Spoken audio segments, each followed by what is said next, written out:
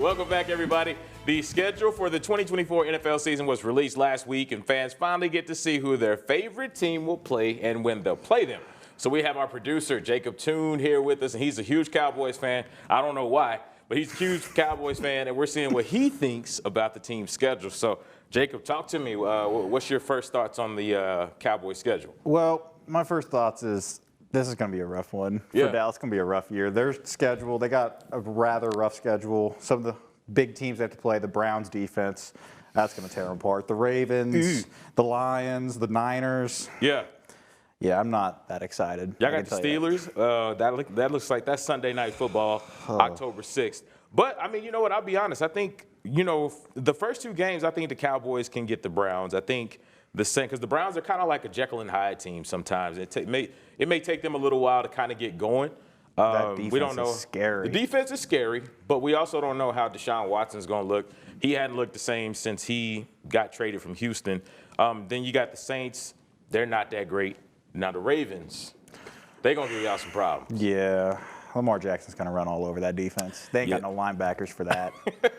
Yeah, L-Jack, he's gonna feast on that Cowboys defense. Now, the way y'all may be able to get the Ravens is just get the run game going. You do have Zeke back. I don't know who y'all's other running back is. Who is y'all's other running back? They got a couple. They got Deuce Vaughn, Rico Dowdle following him up, kind of in that Tony Pollard type of role from last year. But then, too, speaking of the Ravens, they got the guy y'all could have had.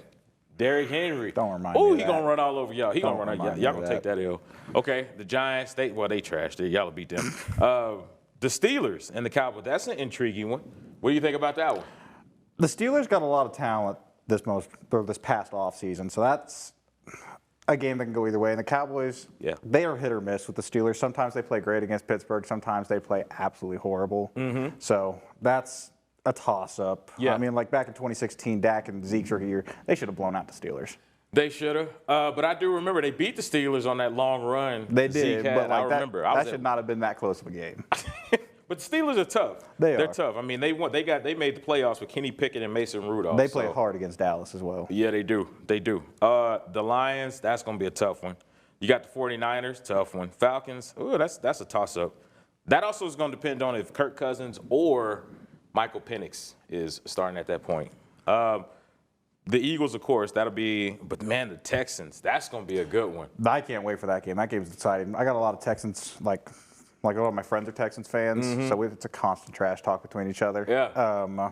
Just that Texas rivalry. It's going to be a fun one. I will say, looking at the schedule, the one thing I am happy for is the Cowboys are built heavy early and light late.